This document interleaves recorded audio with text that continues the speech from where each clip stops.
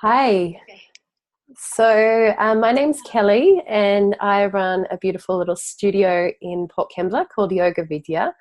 And I'm very lucky today to be joined by John Weddepohl and Rachel Zinman, who are coming to Wollongong next Sunday to run their one-day workshop, Living Wellness.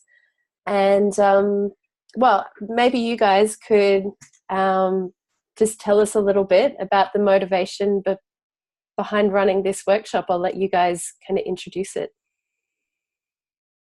Well, I'll start. Um, I have been really passionate and interested in health and well-being since I was very young, probably around 19. And along my journey, I got really interested in something called Ayurveda, which is the science of health and wellness. And it's an Indian science of healing.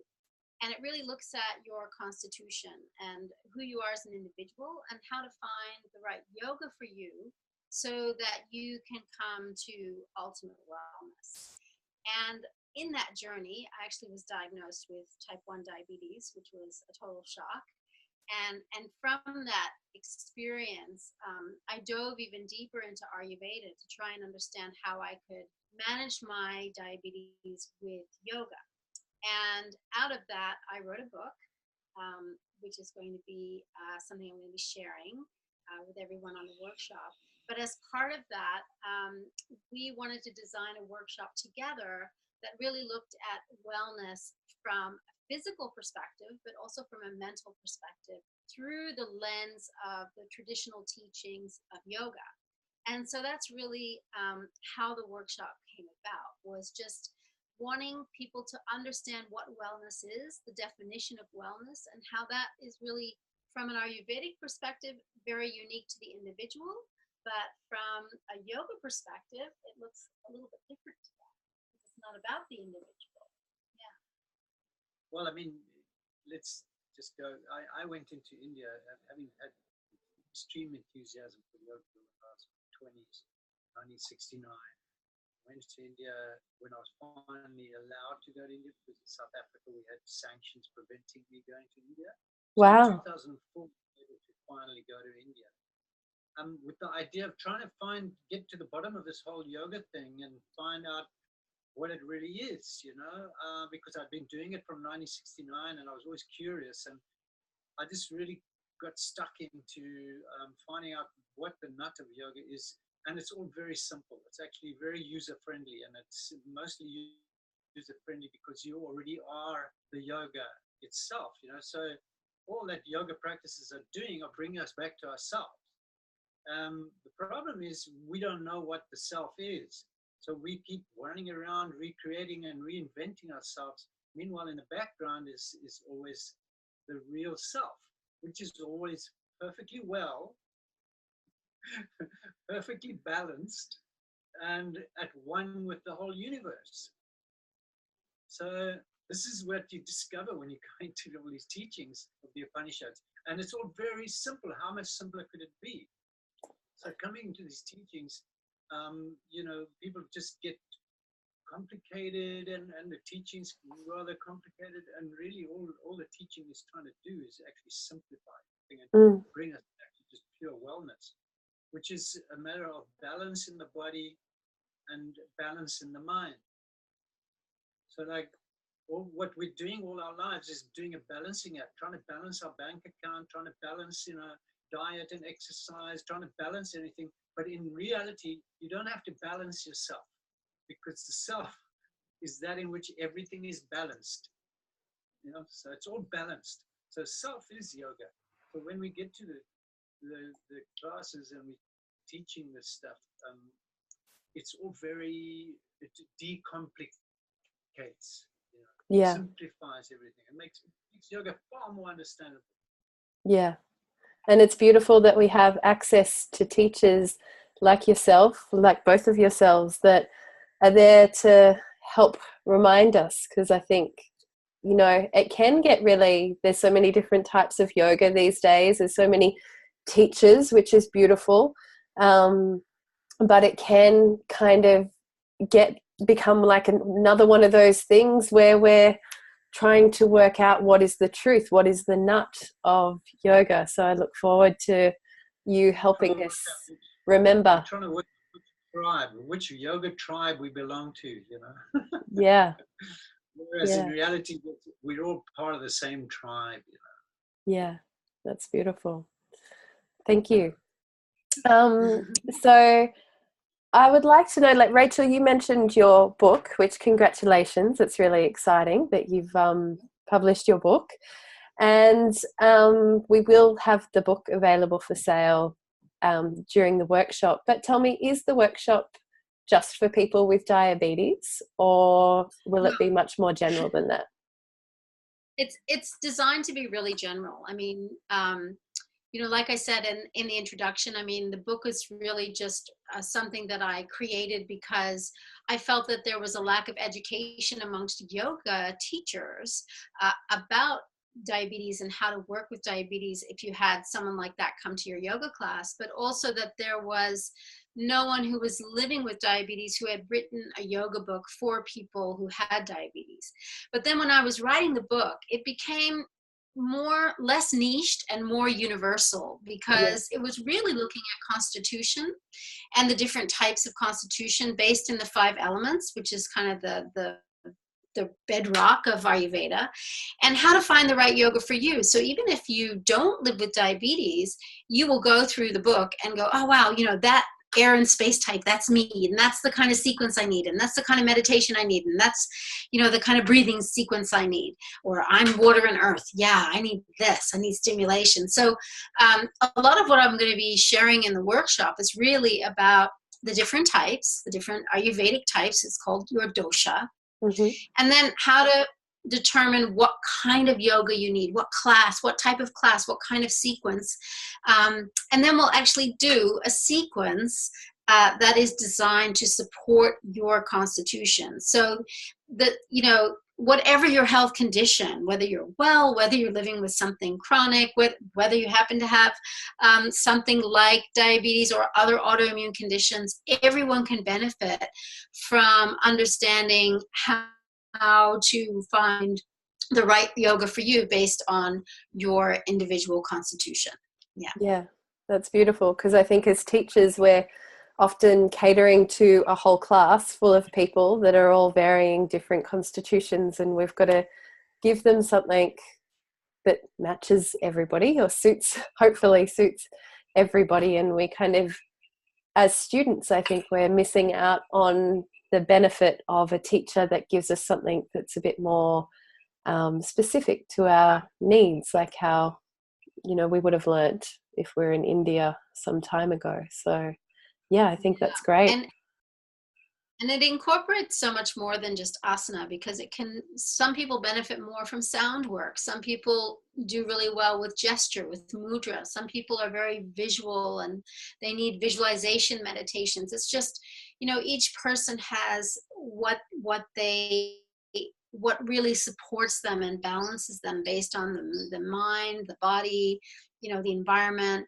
It's such a beautiful subject, and I love explaining it in a very simple way. You know, John was talking about the simplicity of the traditional teachings from Upanishadic wisdom, and it's the same with Ayurveda. People can think, oh, that's so complicated, that I don't understand that. And my whole thing is how to simplify, demystify, make it accessible, so that people will walk away from a workshop feeling like, oh, I can do this. I can actually spend 5 to 10 minutes a day balancing myself. You know, I can go to that yoga class that I thought maybe wasn't going to work for me, but actually it will, you know, because it's right for my type. So it's just opening the picture a little bit more for people. Yeah. And I think you kind of touched on my next question there, which, you know, for our studio, the studio is only a year and a half old. So many of our students, not all, have only been practicing regularly for a short time. And they're still opening up to, some of them are still opening up to the idea that yoga can be something beyond the physical. So I guess my next question is this workshop, and this relates to both of you, what you bring to the workshop, is this for, you know, advanced yogis or people that have been practicing or perhaps heard Dharma talks and the philosophy of yoga before? Or is this for people that, you know, are new to yoga, and will they feel that, will they arrive and they'll be like, oh my goodness, this is over my head? Or will they be like, oh wow, this is, you know, this is for me, even though I'm new to this whole yoga business? The best, to me, the best thing is someone who's never done yoga before. What I'm finding is like the people who have done and been involved in yoga for 20 years or 30 years or even 10 years or 5 years or whatever, they've set up their own ways of doing things and their own ways of understanding yoga. And that's the thing that I had to let go of, having done yoga for 40 years or odd, you know. I had to let everything go. Yeah. And so what we find is, like, you know, it's the simplest thing. Being yourself is the easiest of the easiest. It's nothing complicated. And especially when it comes to your body, you've got one body. So, you know, we're dealing with the body. It's not rocket science, you know.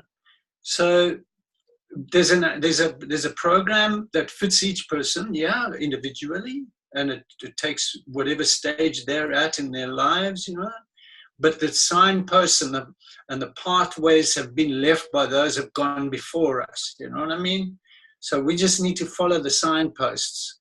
And whatever stage one comes in at yoga is the best stage of your life, you know, because from there it just gets easier and easier and less complicated. And if it's getting more and more complicated, you better run like hell, because it's not yoga.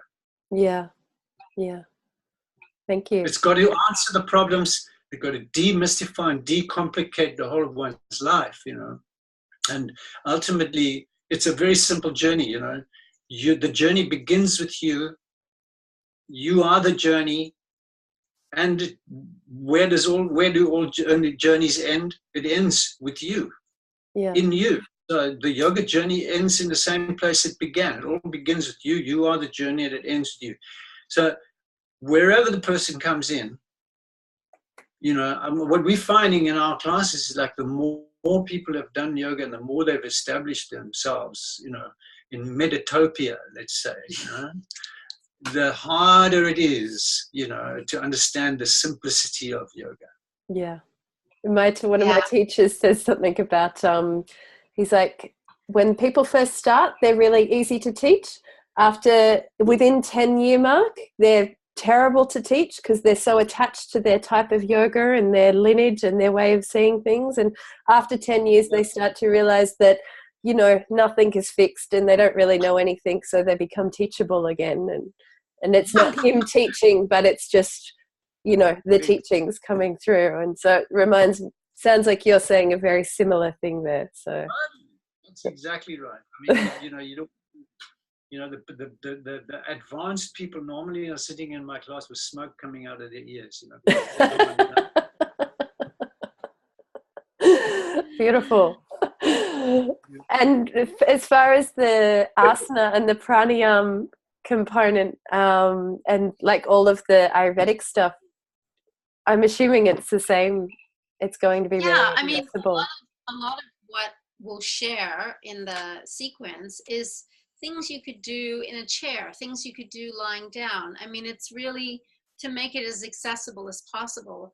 I mean, a lot of people say to me, oh, you know, Rachel, she's been doing yoga for, you know, 34 years. It must be like, you know, we're going to put our legs behind our heads and we're going to be standing on our hands. And I'm like, no, because that doesn't, the nervous system, that doesn't actually reduce stress. That just makes you, you know, freaked out, exhausted, depleted.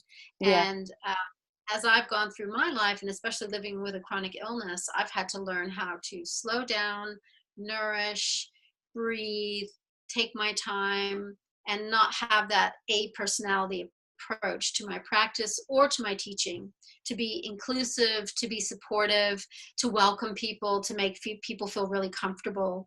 And I love working with people with very little yoga experience, because it's like that light switches on and they realize, hey, I can do this. This is really freeing. I'm feeling my breath. I'm feeling my body. And it's opening me. And then, you know, just that little bit of extra information around what works for you as an individual can just, it did for me. It just opened up a whole world, which, I can't get enough of. And so it's just, to me, it's all about, beginner's mind, whoever comes, it's like, it's beautiful, it's perfect, and user friendly. That's our thing, user friendly. Anybody can do this. And I was just teaching.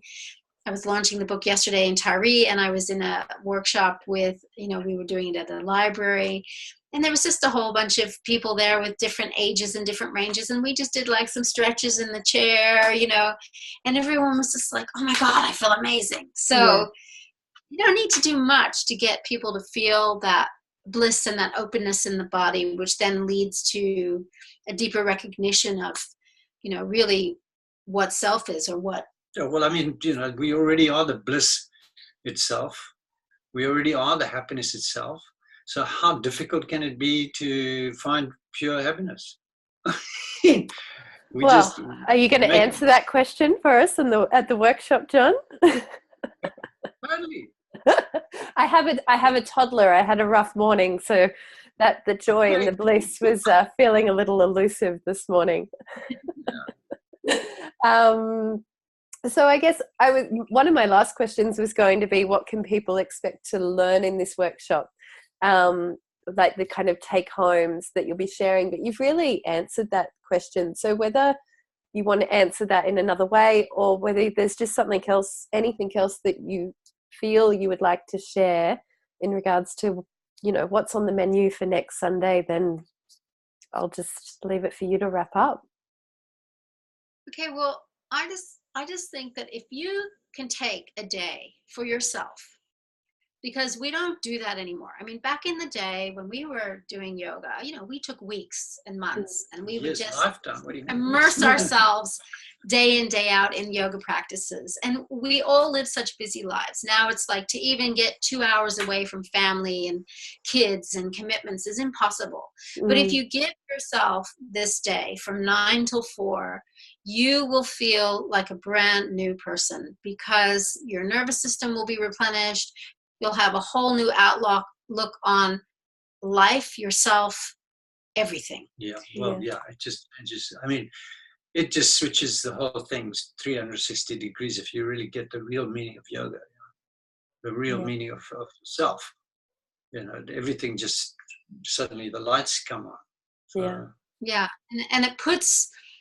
And it's very simple. It's not, the light's already on. You don't have to go and get enlightened or anything, But people have described, spending a day with us is just like so nourishing, like maybe we go to the spa normally, or we go, to a movie, or we do whatever. But this is like, I hesitate to use the word soul, but I'm going to do it. Soul. Go for it. Yeah. That kind of life nourishing. Yeah. Life affirming, life nourishing. I mean, we're all living with so much stress these days, and the body's undergoing so much stress. So like the yoga exercises are there to deal with the stress in the body. And then the mental side of yoga is to deal with the stress that's going on in the mind, in the person. Yeah. And that takes care of it completely, Yeah. There's no need for stress. It makes it that holistic modality.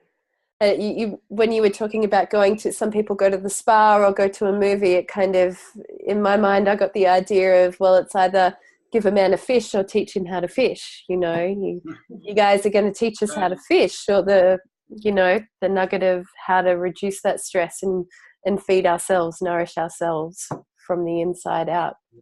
So tools that you can use in your everyday life, as opposed to just having someone else do it for you. And that's the best kind. You want to feel empowered with the yoga practices. Yeah. Wow. Thank you so much, guys. I really appreciate your time, because you guys are on the road at the moment. You're in Tari. Yeah. Doing workshops there. So, we really appreciate you taking the time to have a chat. And we'll see you in a week. Really looking forward to it. Yeah. Fantastic. Thank you. Thank you, guys.